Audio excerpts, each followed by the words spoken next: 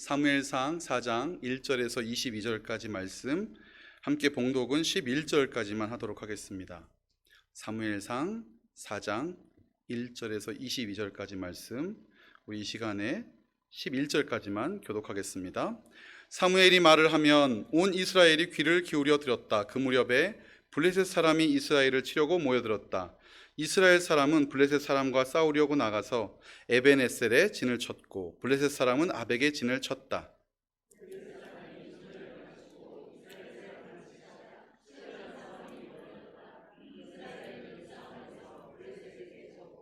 그 벌판에서 죽은 이스라엘 사람은 4,000명. 이스라엘의 패잔병들이 진으로 돌아왔을 때 장로들이 말하였다. 주님께서 오늘 우리가 블레셋 사람에게 지도록 하신 까닭이 무엇이겠느냐? 실로에 가서 주님의 언약궤를 우리에게로 모셔다가 우리 한가운데 있게 하여 우리를 원수의 손에서 구하여 주시도록 하자. 그래서 이스라엘 백성이 실로로 사람을 보냈다. 그들이 거기 그룹들 사이에 앉아 계시는 만군의 주님의 언약궤를 메고 하나님의 언약궤를 가져올 때 엘리의 두 아들 홈니와 비느하스도 함께 왔다. 주님의 언약궤가 진으로 돌아올 때 모든 이스라엘 백성이 땅이 진동할 정도로 크게 환호성을 울렸다.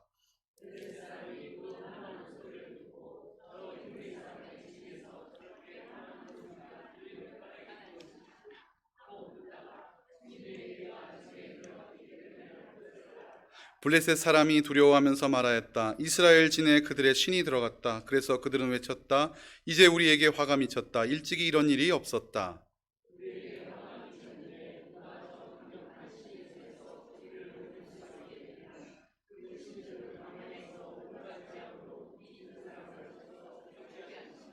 블레셋 사람들아, 대장부답게 힘을 내어라. 그렇지 않으면 히브리 사람이 우리의 종이 되었던 것처럼 우리가 그들의 종이 될 것이다. 너희는 대장부답게 나가서 싸워라.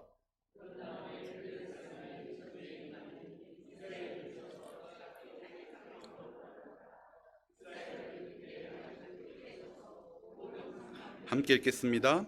하나님의 궤를 빼앗겼고 엘리의 두 아들 홈니와 비느하스도 이때 전사하였다. 이는 하나님의 말씀입니다. 하나님 감사합니다. 아멘. 영원한 에벤에셀이라는 제목으로 여러분들과 함께 말씀의 은혜를 나누기를 원합니다. 4장 1절을 보면 이 제목에 의해서 4장 1절이 갈려져 있습니다. 이게 앞에 붙기도 하고 뒤에 붙기도 하는데 그런 이야기는 4장 1절의 앞부분이 어쩌면 앞에도 뒤에도 의미가 있는 구절 같습니다. 4장 1절 상반절을 제가 한번 읽어보겠습니다. 사무엘이 말을 하면 온 이스라엘이 귀를 기울여 들었다. 어땠습니까? 사무엘의 이름의 뜻이 듣다 아니었겠습니까? 그런데요, 여러분 성경을 펴고 계시잖아요. 한 장, 두 장을 살짝 넘기면 7장이 나옵니다. 7장 3절 말씀 찾으실 수 있으시죠? 네, 7장 3절에다가 표시를 해놓으시고 한번 보세요. 뭐라고 표시를 해야 됩니까? 4장 1절 이렇게 표시를 하셔야 됩니다. 제가 읽어보겠습니다. 사무엘이 이스라엘 온 족속에게 말하였다. 자, 사무엘이 어떤 사람이 되었습니까? 맞습니다. 하나님의 뜻을 따라 사무엘은 듣고 이스라엘에게 말하는 사람이 되었죠. 그러니까 사무엘은 하나님 안에서 하나님의 말씀을 전파하는 사람이 된 것입니다. 그래서 학자들은 오늘 본문 4장 2절부터 7장 2절까지를 법궤 에피소드라는 제목을 달아서 이것이 사이에 이렇게 마치 찐빵의 안고처럼 이렇게 들어가 있는 것처럼 둘러싸여 있다 표현을 하기도 합니다. 제가 지금 무슨 에피소드 말했죠? 법궤 에피소드. 그런데 이건 상식적이긴 한 거지만 저도 잘 놓치는 부분, 법궤라는 단어, 언약궤라는 단어, 그리고 증거궤라는 단어 다 알고 계시죠? 그런데 이 세 가지 단어가 성경에서 여기저기서 교대로 막 쓰이는데 법궤라는 단어가 성경에 몇 번 나올까요? 맞아요. 아무도 대답 안 하셨지만 저는 맞아요 할랍니다. 몇 번 나오냐면 한 번 나옵니다. 참고로 갈보리라는 단어는 몇 번 나옵니까? 안 나옵니다. 네, 법궤라는 단어가 한 번밖에 안 나오는데 이 법이라는 단어 때문에 그런지 이 법궤 하는 스타일의 이 대화가 오고 가긴 합니다. 그런데 사실은 언약궤가 제일 많이 쓰였고요, 증거궤라는 말이 쓰였고 법궤는 한 번 쓰였다. 오늘 성경에서는요. 그런데 이 성경 사무엘 기자가 괴라는 단어로 말을 축약해 버립니다. 왜일까? 우리 성경을 한 절 한 절 살펴보면서 하나님께서 오늘 흙과 백의 대조를 통해서 어떻게 하나님의 뜻을 드러내는지 살펴보기를 원합니다. 첫째로 저는 여러분들과 함께 승리가 어디 있는가에 대해서 나누고 싶습니다. 승리는 과연 어디에 있는가? 4장 1절 중반절을 보면 뭐라고 써 있냐면 그 무렵에 블레셋 사람이 이스라엘을 치려고 모여들었다. 누가 누구한테 온 것입니까? 누가 누구에게? 그렇죠. 블레셋이 이스라엘을 향한 것 같잖아요. 그런데 참 묘하게도 히브리어 성경을 보면 이렇게 안 써 있어요. 이스라엘이 블레셋을 향하여 진을 친 걸로 되어 있어요. 왜였을까? 이스라엘이 왜였을까? 알 수는 없습니다. 왜냐하면 이 당시 시대 상황 속에서 블레셋은 굉장히 강국이었고 블레셋은 철제 무기가 있었고 이스라엘 사람들은 그들에게 압제당하고 있었거든요. 누구를 통해서 알 수 있죠? 블레셋에 압제당했던 시대적 상황, 삼손입니다. 삼손의 시대적 상황이 압제당하는 상황이었거든요. 그런데 이스라엘 사람들이 블레셋을 향하여 쳐들어갔다라는 말이 아무래도 이상하니까 의역을 한 것입니다. 블레셋 사람들이 왔다. 어디로 갔습니까?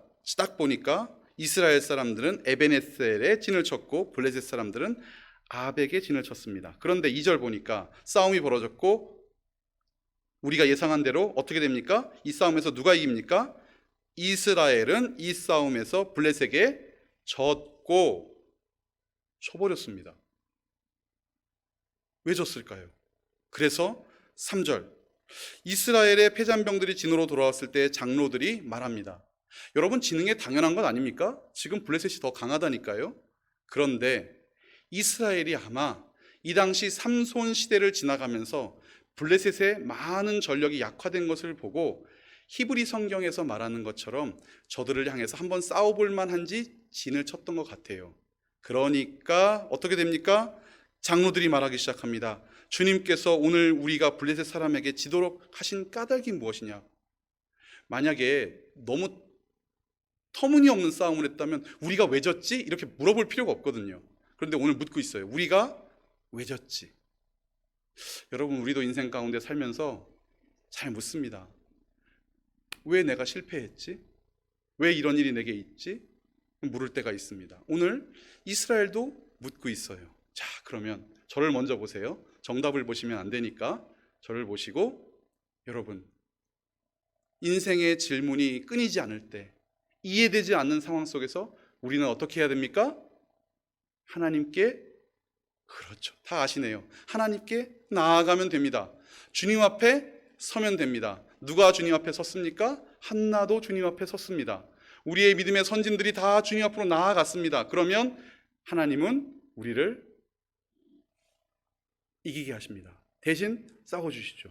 그런데 오늘 장로들이 내놓은 대답 한번 보도록 하겠습니다. 주님께서 오늘 우리가 블레셋 사람에게 지도록 하신 까닭이 무엇이냐? 실로로 가서 언약궤를 우리에게 모셔다가 우리 한가운데 있게 하자. 그래서 우리를 구원하게 하자. 여러분 어설픈 신앙이 매우 무섭습니다. 어디서 들은 바는 있는 것 같습니다. 요단을 건널 때 그때 하나님의 궤가 있었지. 맞아. 여리고를 돌 때 맞아. 하나님께서 이기게 하셨지. 그때 뭐가 있었지? 언약궤, 증거궤. 맞아, 하나님의 법궤가 있었지. 자, 그걸 가져오자. 여러분 어설픈 신앙이 너무너무 무섭습니다. 뭘 잘못했다고요? 실로로 갔어야죠. 그걸 모셔오는 것은 성경의 뜻이 아닙니다. 성경학자들은 말합니다. 하나님의 영광과 하나님의 언약궤는 이스라엘 백성과 늘 함께 전진했습니다. 광야길을 갈 때도 저들이 어려움을 만날 때도 궤는 백성들과 함께 했지 궤를 들어다가 여기다 놓고 저기다 놓는 것이 아니었습니다. 저는 배워본 적이 없는 노 교수님, 이 구약학 노 교수님이 그런 말씀을 하셨대요. 이쯤 되면 이건 언약궤가 아니고 궤짝이지 이런 말씀을 하셨대요. 여러분 언약궤가 우리에게 승리를 가져다 주십니까? 하나님께서 우리에게 승리를 가져다 주십니까? 하나님입니다. 궤를 가져와서 승리를 얻은 게 아닙니다. 하나님께서 우리와 동행하시면 우리는 늘 승리하는 것입니다. 그러므로 실로로 나아가서 장로들과 이스라엘 백성들이 우리가 어찌하여 패했는고 4천 명이나 죽었는고 슬퍼하며 걱정 근심될 때 우리는 실로로 갔어야 합니다. 이스라엘 백성들은 실로로 갔어야 해요. 그런데 그러지 못했습니다. 그리고 어떻게 합니까? 4절, 실로로 사람들을 보냅니다. 여러분, 직접 가지도 않아요. 자, 가서 가져오라는 거예요. 가서 가져오라는 거예요. 하나님의 궤를. 그래서 그들이 언약궤를 가져옵니다. 그런데 누가 따라옵니까? 홈리와 비느하스가 따라옵니다. 무엇이 그려지시죠? 맞습니다. 하나님의 사람, 선지자가 엘리를 경고했던 그 장면이 그려집니다. 제가 참 무섭더라고요.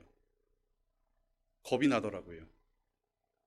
하나님께서 홈리와 비느하스를 심판하신다 말씀하셨는데 이 일이 어떻게 이렇게 착착착 이루어져 갈까? 그런데 보니까 저들의 죄악 속에서 이 일이 이루어져요. 여러분, 이스라엘 백성들이 조금만 알았다면 궤를 가지고 오려 하지 않았을 거예요. 좀 보세요. 홈리와 비느하스는 제사장이라서 지금 전투에 참여하고 있습니까? 안 참여하고 있습니까? 안 참여하고 있어요. 전쟁에서 죽을 일이 없는 직분이에요. 여러분, 우리나라도 교수님들과 선생님들은 전쟁 시에 방침 보류, 나라의 방침으로 저들의 군사 작전에 참석을 보류해 줍니다. 나라의 인물들을 키우고 나라의 기둥 같은 사람을 키우는 선생님들은 보류돼요. 여러분, 하나님 나라 전투에서도요, 지금 보류되어 있었잖아요. 그런데 이스라엘 백성들, 이 희미하게 뚜렷하지 못하게 백성들이 하나님의 말씀을 알았더니 누가 안 가르쳐서? 여기가 무섭다는 거예요. 엘리가 안 가르쳤어요.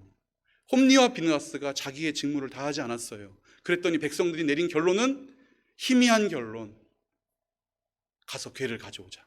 그리고 홈리와 비느하스는 그 희미한 결론 가운데 또 쫄래쫄래 따라와요. 왜냐고요? 하나님의 말씀을 모르니까. 여러분, 우리에게 생명이 어디 있습니까? 주의 말씀 가운데 있습니다. 우리 자녀들이 어떻게 하면 살아갑니까? 하나님 말씀 심어주면 살아가는 겁니다. 세상이 생명을 줄 수 없음을 우리는 다 알고 있잖아요. 홈리와 비느하스가 조금이라도 하나님의 말씀에 창념하였다면 안 됩니다. 이 궤는 갈 수 없습니다.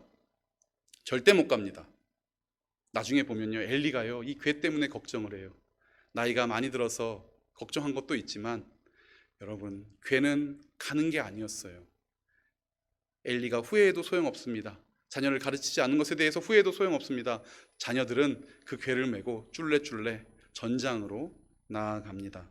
자, 5절입니다. 4천 명이 죽었습니다. 우리가 어떻게 해서 패했을꼬 걱정하다가 찾은 답은 하나님의 궤. 그러니까 저들이 주의 언약궤가 진으로 들어올 때 모든 이스라엘 백성들은 환호성을 부릅니다. 야호, 하나님이 궤가 왔다. 하나님의 궤가 왔다. 우리는 이제 어떻게 될 것이다? 이길 것이다. 제가 살면서 참 아쉬운 것 중에 하나가 이 그리스도인들의 환호성이 이날을 넘지 못하더라고요. 이날이 어떤 날인가? 네, 아십니까? 2002년 월드컵 안정환의 역전 마무리골, 골든골이 들어가던 그 환호성을 우리 그리스도인들이 넘어서는 날이 없어요. 아무리 지금 한번 소리 질러 볼까요? 그날보다 커질지? 안 될 것 같습니다. 그날보다 소리가 더 크진 않을 것 같습니다. 그런데 육신의 기쁨 때문에 육신이 지르는 환호성이 아니라 하나님의 영광이 나와 함께 하셔서 주께서 나와 동행하셔서 맞아, 이거였어 하는 우리 심령 깊이 울려 퍼지는 그 기쁨은 여러분, 오늘도 우리 가운데 차고 넘칠 줄 믿습니다. 아멘. 우리와 동행하십니다. 오늘도 성찬을 대할 것입니다. 이것은 신령한 주의 예식이자 표입니다. 우리와 동행하신다는 약속이고 언약이고, 그리고 장차 그날에 우리를 인도하실 거라는 주님의 놀라운 약속의 예식입니다. 그런데 여러분, 이 성찬에 우리의 마음 깊이 놀라운 탄성과 기쁨이 넘쳐나길 바랍니다. 하나님이 나와 동행하시는구나. 하나님이 저 먼 하늘에서 나중에 보면 이 궤가 유랑을 떠나는데요, 진짜 유랑을 떠나신 분이 하나님이세요. 예수님이세요. 저 먼 하늘 보좌를 놔두시고 우리 죄인을 구하시려고 우리 가운데 오셨잖아요. 오늘 우리는 그 감격 속에 진정한 감사와 환호성이 있기를 바랍니다. 승리가 어디 있습니까? 교회에 있습니까? 아니요, 주님께만 있습니다. 그러므로 하나님께서 우리와 함께 하시는 한 우리는 늘 승리자요, 우리는 날마다 기쁨에 넘치는 복된 자녀가 될 줄 믿습니다. 6절입니다. 블레셋 사람이 환호하는 소리를 들었습니다. 얼마나 깜짝 놀랐을까. 4천 명이나 죽었는데 왜 환호성이 일어나지? 살펴보니 지금 하나님의 괴가 진으로 들어오고 있습니다. 저들이 말합니다. 7절. 이스라엘 진에 그들의 신이 들어갔다. 그래서 그들은 외쳤다. 큰일 났다. 화로다. 이 화가 오호라 이런 말이에요. 어쩌냐, 어쩌면 좋겠냐, 큰일이다. 8절. 우리에게 이 엄청난 일이 미쳤는데 누가 저 강력한 신의 손에서 우리를 건질 수 있으랴. 근데 이들이요, 이 신을 단수로 안 쓰고 복수로 씁니다. 이스라엘 백성들이 얼마나 이 신 저 신 믿었으면 이 블레셋 사람들이 보기에도 이스라엘은 다신교인 거예요. 저들의 희미한 신앙을 보여줍니다. 그리고 저 블레셋 사람들도 잘 몰라요, 하나님이 누군지. 보시면 광야에서 온갖 재앙을 이집트에게, 여러분 광야에서 내렸습니까? 이집트에서 내렸습니까? 이집트에서 내렸습니다. 광야에서는 이집트 사람들이 따라오지도 못했거든요. 그런데 오늘 웬일인지 8절 9절 떨던 저들이 10절에 보니까 싸움에 임하는데 저들이 이겨버립니다. 뭐라고 외쳤습니까? 9절에 보니까 대장부답게 힘을 내어라. 이게 힘을 내다가 우리 스스로 한번 용기를 내보자 이러는 말입니다. 어떻게? 대장부처럼. 이 대장부처럼이라는 이 표현은요, 이 자유인이 되어라, 이게 그리스 사람들의 외침이었거든요. 고대 근동의 도시국가를 이루었던 이 스파르타 사람들의 이 외침이 뭐냐면 자유자가 되어라, 대장부처럼 되어라, 남자답게 하여라. 이 히타이트 민족, 이 페니키아 민족이 뿌리가 되는 이 블레셋 사람들은 지금 그리스의 구호를 외치고 있는 거예요. 대장부가 되자, 남자답게 자유인이 되자. 그런데 저들의 이 외침은 이루어져 버렸습니다. 보병 10절 3만 명이 죽어버린 것입니다. 이게 웬일입니까? 4천 명에도 떨었는데 3만 명이 죽어버렸어요. 하나님의 괴가 왔는데도 더 큰 일이 일어난 거예요.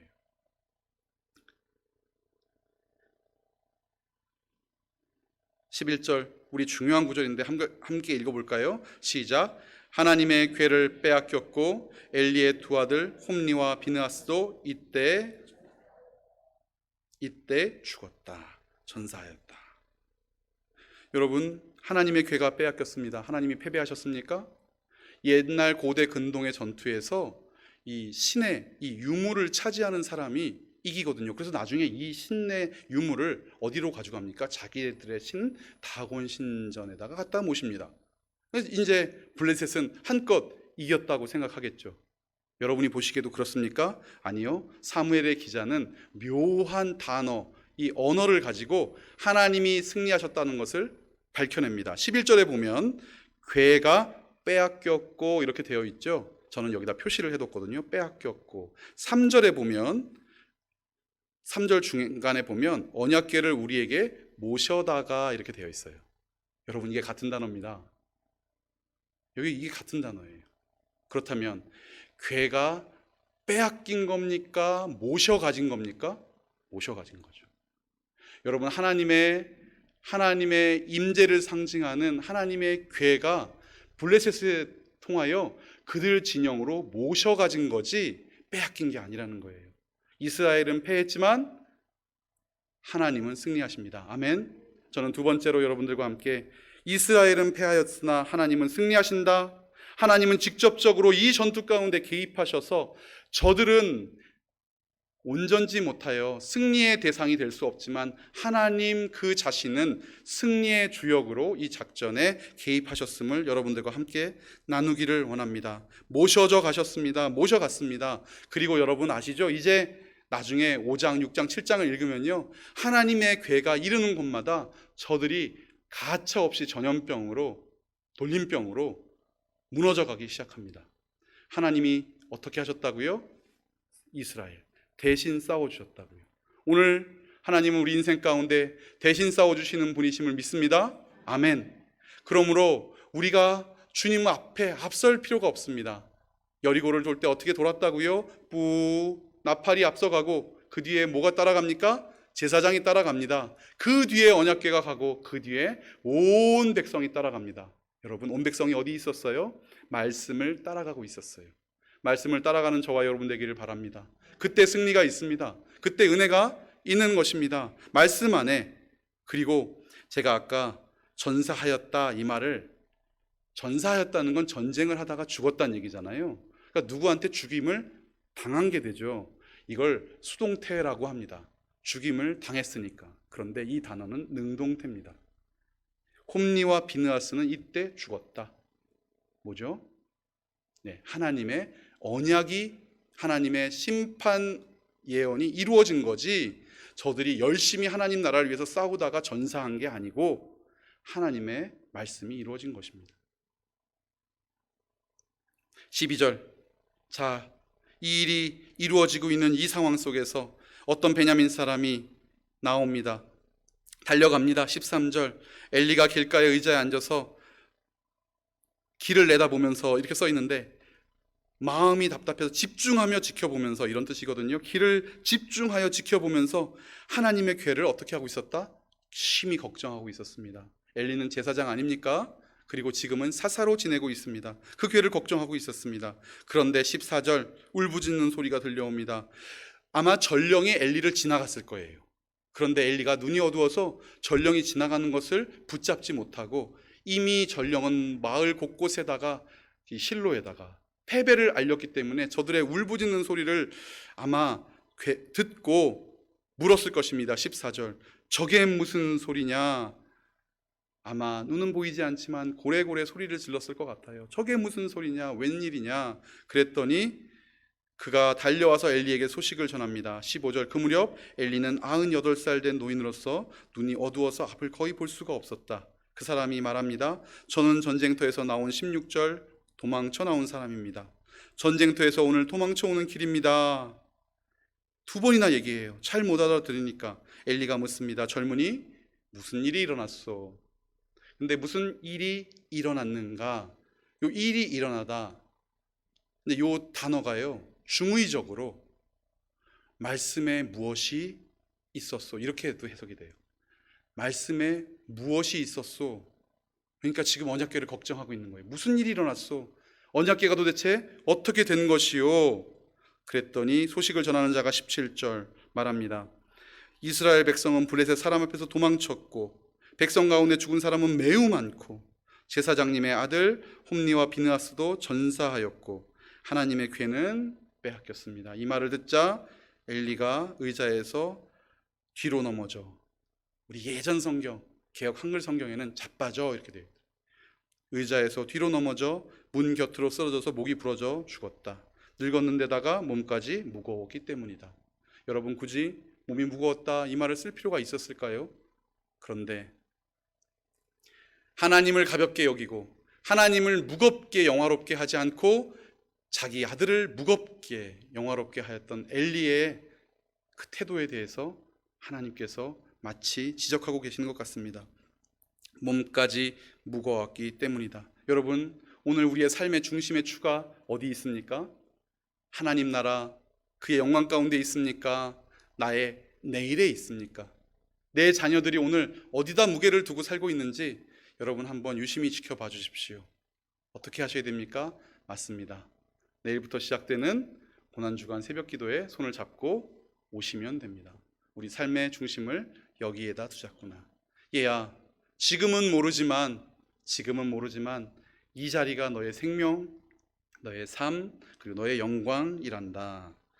19절입니다. 그때 엘리의 며느리인 비느하스의 아내도 임신 중이었는데 출산할 때가 가까워서 아마 배가 많이 불렀나 봅니다. 그런데 이 소식을 듣자 갑자기 진통이 시작이 됩니다. 긴장했나 봅니다. 마음이 상했나 봅니다. 그리고 출산을 합니다. 그리고 아이의 이름을 뭐라고 합니까? 이가봇. 사람들은 염려하지 마, 아들이야. 이 아들은 좋은 겁니까? 네, 아들은 좋은 건가 봅니다. 아들이야. 걱정하지 마 했는데 영광이 내게서 떠났다. 이가봇. 우리는 두 사람의 출산한 여인을 만납니다. 1장에서는 누구를 만났습니까? 맞습니다. 한나를 만났습니다. 그런데 한나는 이름을 사무엘, 듣는 사람, 하나님을 듣는 사람, 사무엘. 그런데 오늘 비나스의 아내는 이가봇, 영광이 떠났다. 여러분, 우리의 자녀의 이름은 무엇입니까? 내 자녀의 이름은 무엇입니까?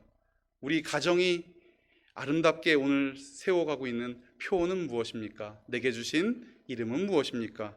그 이름이 주의 뜻대로 이루어지기를 주의 이름으로 축원합니다. 우리가 하나님을 무겁게 여기고 영광스럽게 여기면 하나님께서도 우리 가정을 무겁고 영광스럽게 해 주실 것입니다. 우리 가정에서 영광이 떠나지 않게 해 주실 것입니다. 그러므로 세 번째, 저는 오늘 여러분들과 함께, 오늘 우리는 하나님과 함께 영광을 누리고 있는가 질문하기를 원합니다.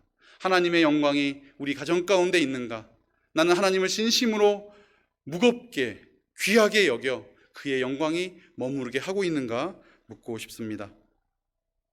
22절입니다.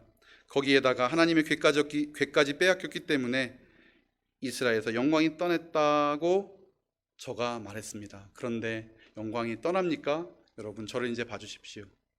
주께서 떠나십니까? 주의 영광이 우리를 떠나십니까? 하나님의 약속은 우리와 늘 함께 하신다였습니다. 예수님은 2000년 전에 부활의 첫 열매가 되셔서 떠나셨습니다. 그러나 오늘 우리에게 누구를 보내셨습니까? 예수님의 영, 성령을 보내셔서 우리와 함께 하십니다. 오늘 성찬의 의미를 그런 마음으로 함께 나누기를 원합니다. 성찬이 무엇입니까? 예수님께서 제자들에게 베푸셨던 성례전 아니겠습니까? 은혜의 방편, 하나님께서 우리에게 은혜를 주시는 그 방편이 성례인 것입니다. 이 성찬인 것입니다. 이 성찬을 통하여 주께서 우리와 함께 하신 그 약속을 우리는 다시 한번 확인하며 그 약속 가운데 거하기를 기뻐하고 환호하고 찬양하며, 그리고 주께서 다시 오실 그날을 기억하고 살아가시는 우리가 되어야 될 줄 믿습니다. 여러분, 오늘 걱정하고 계십니까? 걱정하지 마십시오. 한순간의 걱정보다 승리를 주시는 주님을 의지하시기를 바랍니다. 하나님께서 우리에게 때로는 패배와 같은 모습을 주실지 모르지만 승리하시는 하나님은 이제 다시 돌아와서 우리를 영화롭게 하실 것입니다. 하나님은 결코 우리를 떠나지 않으십니다. 한나가 주님 앞에 섰던 것처럼 이스라엘 백성들도 주 앞에 나갔어야 하는데, 여러분, 저들을 안타깝게 바라볼 것이 아니라 오늘 내가 주 앞에 온전히 나가고 있는지 기억하시는 저와 여러분 되시기를 바랍니다. 궤는 동행의 근거가 아닙니다. 하나님께서만이 우리와 동행해 주십니다. 이 시간 기도하겠습니다. 제가 기도하고 성찬 예식을 진행하도록 하겠습니다.